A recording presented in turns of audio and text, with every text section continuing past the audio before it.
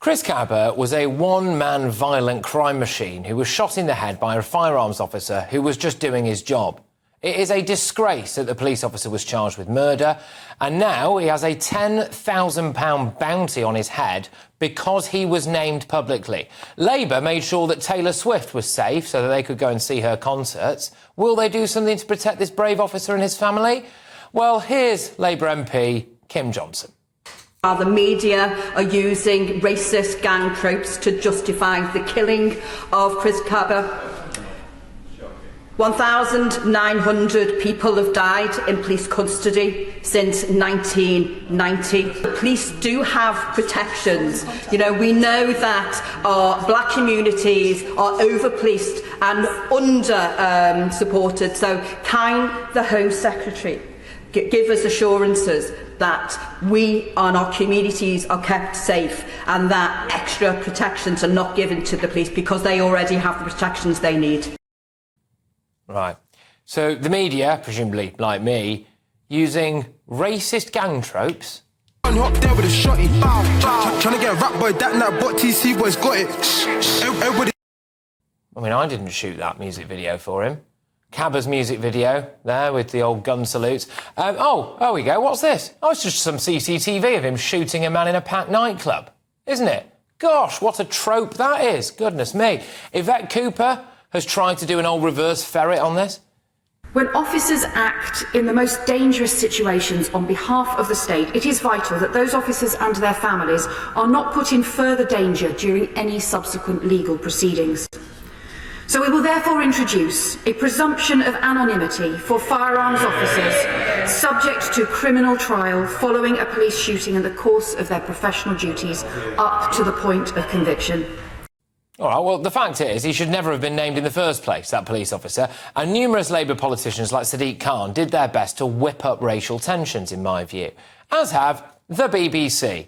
This article was community noted on Twitter, so look at this. It says in the community notes here, no evidence is given that the community is actually traumatised. It is the opinion of a single man. That headline that they ran with, Chris Kaba verdict leaves community traumatised. The community note, no evidence of that. It's the views of a single man. Here is that single man. When the outcome came not guilty, the initial views and text messages and correspondence I was getting from the local community is, here we go in there again, another black life lost. As quoted by the community, at the hands of the police with no justice.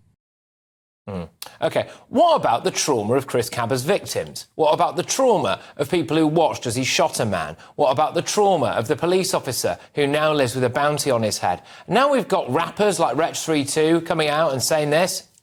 I think we're defo at a place where there's a lack of trust in the institution.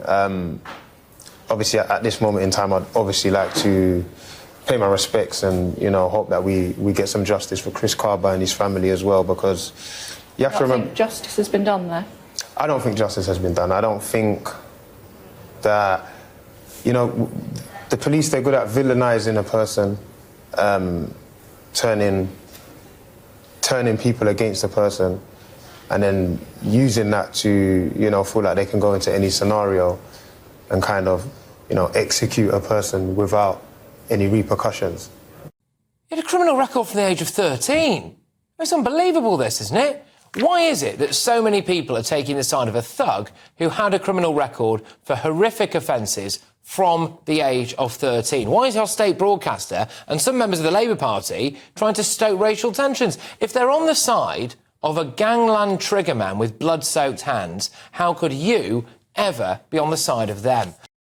Using the internet without a VPN is a bit like taking to the road without car insurance. All it takes is one unlucky moment to cost you a lot of cash. We want to help protect you. This video's sponsor, Private Internet Access, is the VPN to help keep you safe. Now, you might be asking, what is a VPN? Well, a virtual private network is an app that hides your IP address and safeguards your internet connection through an encrypted tunnel. This way, it shields your digital life from the eyes comprised of those that are looking to exploit your private information. Whenever you connect to the internet on a public Wi-Fi network, such as at airports, coffee shops, friends' houses, or even in your own home, your data is at risk of being stolen. Hackers that are connected to the same Wi-Fi network have the ability to steal your personal data with ease. T-Mobile reached a settlement this year with the US Federal Communications Commission after they suffered data breaches in 2021, 22, and 23. In 2023 alone, over 37 million customers' data was exposed. And it's not just hackers to be concerned about. Information can be censored. When Canada passed their C-18 bill, social media giants decided to ban news content on their platforms. But PIA can protect your ability to consume the news content that you love. Private internet access is available for all platforms: Windows, macOS, Android, Linux, iOS, and you can use one private internet access subscription to protect an unlimited number of devices at the same time. Plus, we've got a huge GB News discount. Click the link in this video's description and you'll get 83% off PIA. That is under £2 a month, and you'll get an extra 4 months completely free. There's also a 30-day money-back guarantee. So head to piavpn.com/GB News to start protecting yourself digitally today. This evening, we do have the Director of Popular Conservatives, Mark Littlewood. We've got landlord and activist Adam Brooks and broadcaster and journalist Nina Mishkov. I'll start with you, Mark, on this. I mean, what on earth is that Labour MP talking about? Racial tropes being used to stir up stuff about Chris Kaba. I mean, the guy's criminal record is not a racial trope. It's on paper. It's a fact. And as I've said several times on your programme, Patrick, facts cannot be racist. They are facts. All sorts of things went wrong in this case. Not the police officer who fired the gun, but the fact that he was charged. This ludicrous idea that a community is traumatised. Why? I mean, we have gone through justice too diligently, in my mind, should never have been brought to court at all, this case. Absolutely extraordinary. The grounds for trauma are utterly trivial. And another error was, I think, that Kaba's criminal record should have been basically released into the public domain as soon as he was dead. His family, I understand, were taking endless efforts to try and stop it entering the domain at all.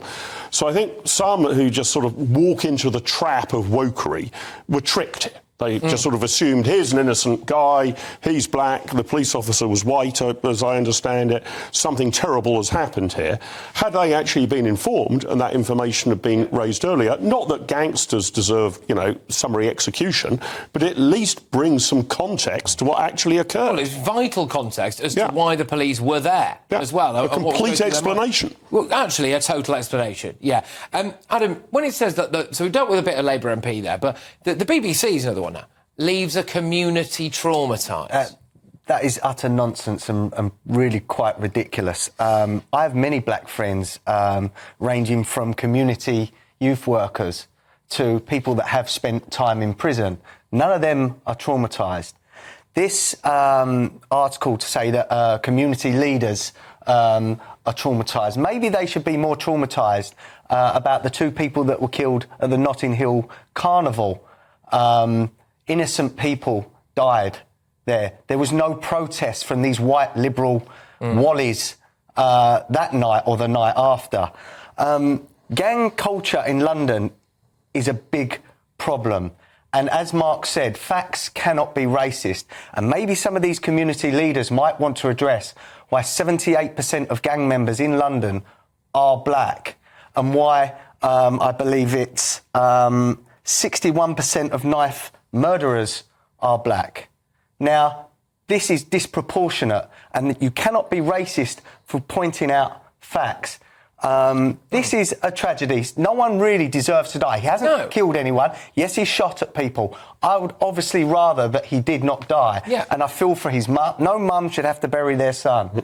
And I feel sorry for his friends and his family. He shouldn't have died. But he put himself in a position where he was attacking officers with a weapon, which is a 2-ton Audi car. Yeah. You know. Yeah, I mean, look, I would be inclined to agree with that. Nina, you know, what about the community that's been traumatised by people like Chris Kaba?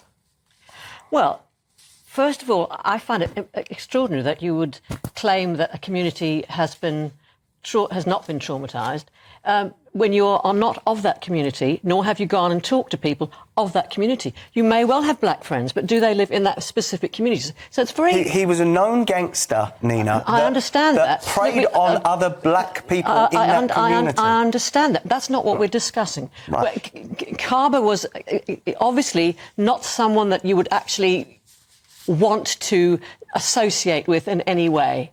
Right? So and revolting. I hate all that drill stuff. I hate all of that. He did not deserve to die. Nobody deserves to die. We understand that. I am not supporting him, his lifestyle, or any of his gang members. But do you honestly think the community is grieving for his loss? I think that they probably are. Why would you disbelieve a report?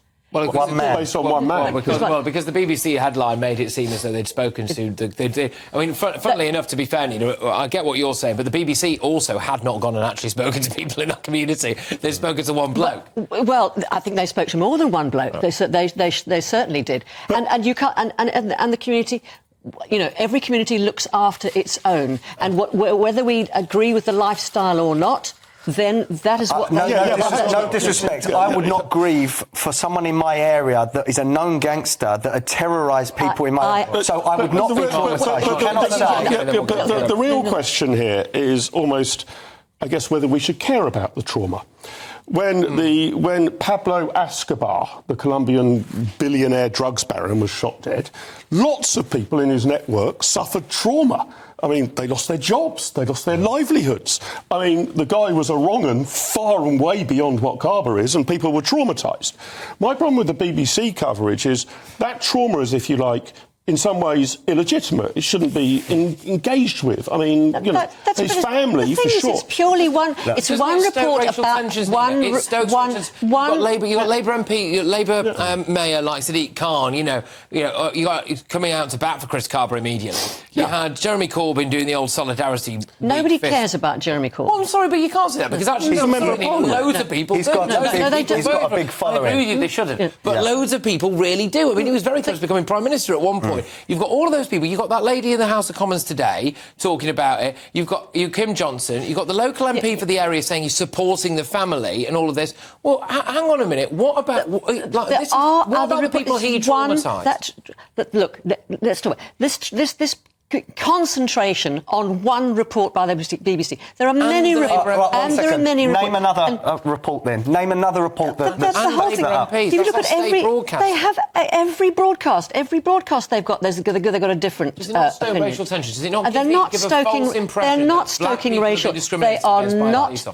Look, this is all in the background of, say, the Met, which has been institutionally racist. There was a report only 18 months ago, Baroness Casey, where it was stated, and the Met have accepted, it's because it's on the Metropolitan website, that they're institutionally racist, that they are... So therefore, the community that we're talking about has no faith in the police, and which is why when something like that's a different problem. No, it's not a different problem. It is not a different problem. When it happens, when something like that happens, that causes far more tension and therefore trauma.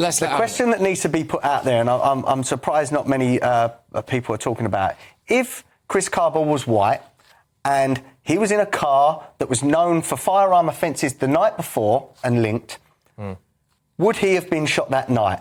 I am 100% certain if I acted that way in a car that was flagged, I would have been shot also. Now, also... That's not the point. That's not what we're talking about. That is completely the point. It is not completely the point. That is completely the point of the argument. Now, this officer... You don't know what the point of my argument is because you haven't given me a chance to speak. Right. OK, well, fine. Go ahead. So this officer, I believe, has 8 years unblemished service as well. Yeah. It's not as if... the police are just going around shooting people willy-nilly in London. In England and Wales, I believe there's only been, I think it's 80 people shot by the police over the last 40 years. This is not America. This isn't happening weekly.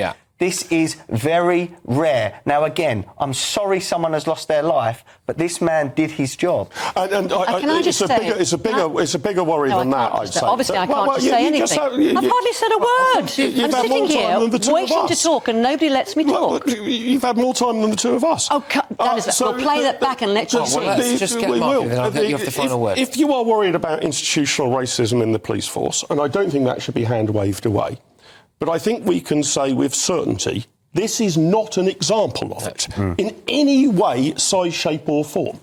And to listen to some of the lunatic campaigners here, you might have been given the impression that a wholly innocent black guy had been shot dead by a white racist police officer. That's the general meme that was being put out. Completely untrue. Institutional racism does not apply to this case at all. When you get, Leader, final word for you on this. When you get people like that Labour MP and you get, you know, the rapper who was on Sky News talking, the rapper certainly said about the execution, right? Labour MP making it sound as though this guy was murdered. There's a police officer with a £10,000 bounty on his head at the moment. You know, they're not endangering his life. They are endangering his life, and everything we discuss endangers his life. And the fact that his life is endangered was, in the first place, was because they gave his name out. I am all with Yvette Cooper, and the government has moved very quickly to change that situation so they can remain anonymous. I'm talking about institutional racism as a background, as a backdrop to why a community would be traumatised when they fear the police, they don't trust the police, and the policing should be by consent, and it's not. And so, therefore, when this happens, that equates to trauma. And that's my point, which is what we're discussing. All right. Look, all of you, thank you very, very much. I don't know whether or not people might have been traumatised by some of the things that we've heard so far tonight, but there we go.